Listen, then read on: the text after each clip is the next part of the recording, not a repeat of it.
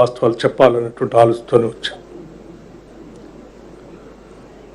హరీష్ రావు గారు, కేటీఆర్ గారు, మేము ముఖ్యమంత్రికి మంత్రులు ఛాలెంజ్ విసురుతున్నాం, రండి సమాధానం చెప్పండి అంటున్నారు. అనేక సందర్భాల్లో వాళ్ళు మీరే మాట్లాడుతూ ఉన్నారు, మా నాయకుడు కేసీఆరే, వారే వస్తారు, వారే పాలిస్తారు అని చెప్తా ఉన్నారు. చేసింది అప్పులు, రాష్ట్రాన్ని సర్వనాశనం చేసింది కేసీఆర్ అనే. భవిష్యత్తులో మళ్ళీ ఆయనే వస్తున్నారు, మళ్ళీ మీరే చెప్తుంటారు.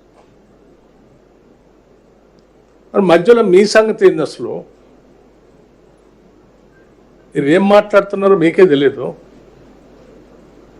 మీరేం చేద్దాం అనుకుంటున్నారో మీకే తెలియదు. మీరు మీ చేతుల్లో ఏముందని అసలు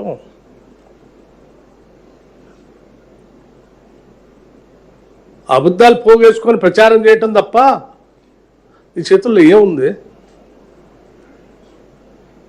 నేను చాలా స్పష్టంగా,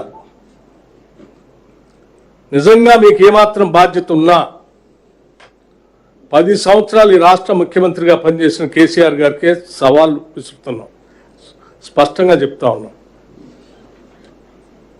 నేను అనేక అంశాలపైన మాట్లాడటానికి సిద్ధంగా ఉన్నాను. చేసిన అప్పులు వాస్తవం కాదా? ఈ రాష్ట్రాన్ని తాకట్టు పెట్టి ఈ రాష్ట్రం మీద భారం వేసిపోయింది వాస్తవం కాదా? నేను ఈరోజు ప్రత్యక్షంగా ఈ షీట్ని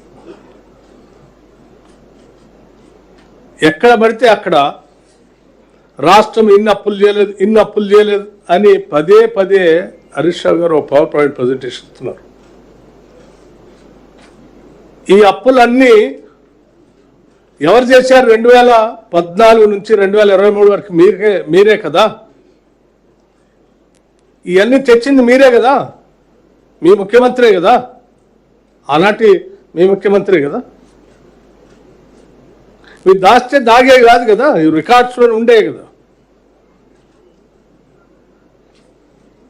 అక్షరాల మీరు రకరకాల మార్గాల ద్వారా రాష్ట్రానికి తెచ్చిన అప్పులు, ఎఫ్ఆర్బిఎం పేరు మీద కొన్ని, government guaranteed loans raised by అంటే కార్పొరేషన్స్ పేరు మీద కొన్ని, మీరు ఎంప్లాయీస్కి పెండింగ్ పెట్టిపోయినటువంటి అప్పులు కొన్ని, డిస్కమ్స్కి ఎనర్జీస్కి కట్టాల్సిన అప్పులు కొన్ని, ఇవన్నీ ఈరోజు లెక్కలు ఉన్నాయే కదా. ఇవన్నీ కలిపి 8,21,651 కోట్లు మీరు బకాయి పెట్టిపోయారు కదా అప్పులు చేసి. ఇది వాస్తవం కాదా? ఇవి చెప్పండి మీరు.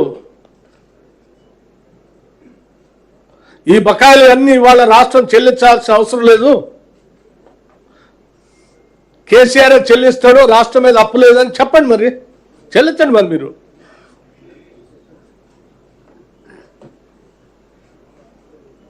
కేసీఆర్ చేసిన అప్పులే కదా ఇవి. మాట్లాడితే బుకాయించటం, లేకపోతే దీనికి సంబంధం లేదని మాట్లాడటం ఎంతకాలం మోసం చేస్తారు? ఇంకా నేను ఈ షీట్ మీకు స్పష్టంగా మీడియా మిత్రులందరికీ ఇవ్వదలుచుకున్నాను. పదే పదే ఎక్కువ అప్పులు